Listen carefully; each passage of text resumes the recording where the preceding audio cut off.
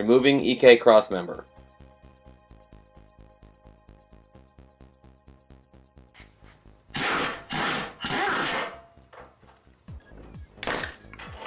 The reason we went with an EG-DC crossmember is because it helps to move the motor back and helps with axle alignment.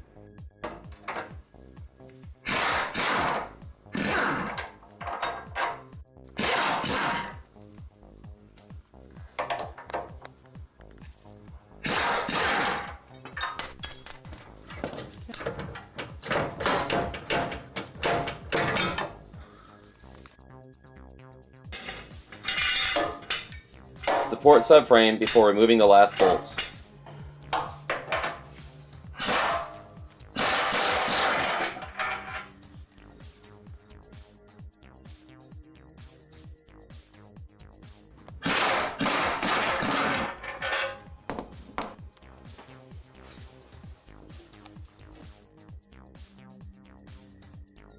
Here's the EK versus EG suspension.